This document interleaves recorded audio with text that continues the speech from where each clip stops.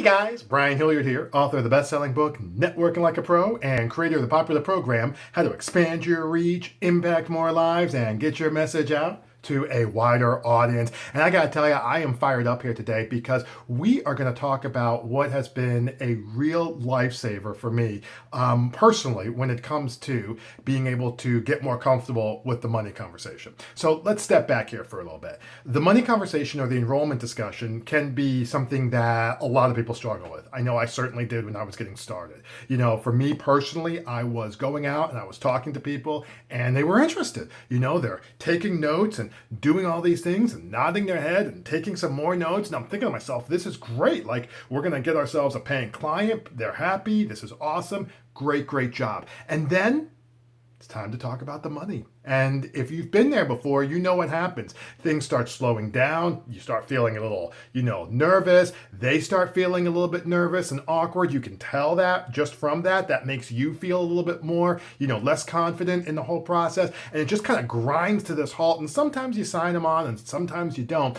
But it's like, geez, what can I do to get more comfortable with this enrollment conversation? Because obviously the mortgage doesn't pay for itself. But at the same time, you don't want to come across as this pushy, over-the-top salesperson that nobody likes. So that brings me to what we're going to talk about here today, which is this idea of an absolute lifesaver when it comes to getting comfortable with the enrollment conversation. And it was actually from a guy who, if you've coached with me before, maybe listened to my podcast or whatever, Taylor Welch, the sales mentor. He actually got me, I took a course, and he got me thinking about objections in a different way. So the old way I used to do things was I would talk, engage, make an offer, and they would either say yes or no, right? Or they would say, I need to think about it, or this, that, and the other. They'd be like, okay, all right, blah, blah, let's go, gotta go, right? And I would just be like, whatever. And you all know what happened with that. Most of the time, you didn't get the client. Okay. What Taylor said was, listen, you need to think about objections differently. First of all, they're not something that you handle objections. Like, that's how I always thought about. That's how Western culture teaches it. That's not what you want to be thinking about, because handling objections is kind of like this adversarial approach. And I didn't like that. I didn't want that. And other people didn't like it either. So I just didn't do it, which was also a mistake. He's like, listen, you got to think in terms of working through an objection. I was like, okay, that's interesting. He's like, what happens is, this is kind of my own interpretation of what he said. What happens is people are trying to, as a coach especially, people want to be able to work with you. Okay, certain people want to work with you. But what happens is some of those people, it's like that things happen, their ego gets in the way, their pride gets in the way. They have all kinds of stuff that happens. And suddenly the analogy that I use, it's kind of like you're talking to the guy, you're no longer talking to the pilot in the plane. So if you're on the phone, you're no longer talking to the pilot. Somebody's hijacked the plane. And you're talking to somebody else who's hijacked the plane. And they'll tell you, oh, well, I want to think about it, or oh, the money is a problem, or oh, this, or oh, that. And, 3 minutes before you were talking with a perfectly normal person who wanted to move forward, and now the money comes up and suddenly there's all these like barriers and things like that. So he says what you want to be doing is you want to first think in terms of being able to work through objections versus, handling them. And that was one thing. But here's the thing that really helped me, and that was an absolute lifesaver for me in terms of getting comfortable. I started anticipating objections and game planning for those before I got on the call. Before I got on the call. So if I'm talking with a person, and because there's only like 3 or 4 objections, I need to think about it. The money's a challenge, don't have time, or, need to talk to my spouse. There's not like 20 objections, right? There's like 3, 4, there was 3 that came up with me. Pretty consistently. So what I did was I started anticipating those. So I talked with the person initially. Now remember, I like to do, when I'm meeting somebody on social, I like to do the Texas 2-step, okay? So I will meet with them, talk with them, no sales pitch, have a few days go by, think about it, create an offer, then talk with them again. So I get a chance to think about that. But even if I don't, like if it's just from a presentation, this also works. But let's just say social for now. So I'm talking with them and, kind of getting a feel for where they're at and stuff like that. And then we schedule a second call.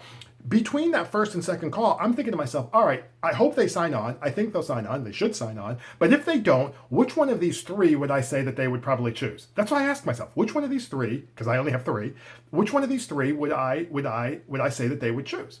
And I look at it and it's like, you know what? This person's probably going to talk about the money. I don't know why I say that, but it just feels like that. And you're like, okay, what would I then say to that? And I write it out. Like I have it written out on a computer. And I don't write it out every time. I actually have a Word document that has a template already written out. But I print it out. So when I go into the call, I'm already confident that if an objection comes up, the one that I think, I got it right there. Now, obviously, if some other ones come up, I'm ready for those as well. But I'm going into the meeting with a, nailed down thing of what it's going to look like.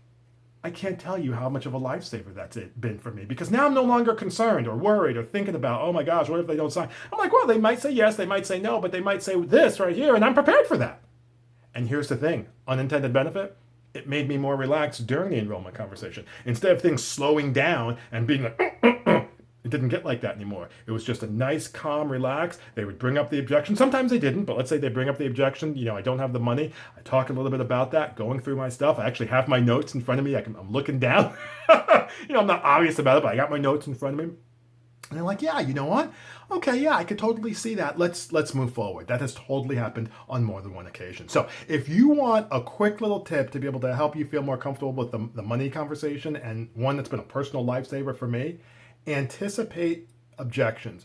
Write down 2 or 3 that normally come up: money, time, spouse, whatever, and then anticipate when you're talking to the person the next time which one you think they're going to go with, if they go with one at all, and be ready for that. It will absolutely change the way you do things. As a matter of fact, if you also want to change the way you do things in terms of getting your message out to a wider audience, I'm going to encourage you to consider joining our Facebook group. You can go to reachwideraudience.com/community, reachwideraudience.com/community. And our Facebook group allows us, it really leverages my 17 years as a coach, takes the information from the 7 books I've written, the over 200 podcasts I've put together, and puts it into a framework all into one space where it talks about what you can start doing and stop doing to get your message out to a wider audience, and do so in a way that's not pushy, salesy, or otherwise over the top. It's got a button right there that you can do. It's a free group. We'd love to be able to have you. And in the meantime, though, my name is Brian Hilliard, saying so long, take care,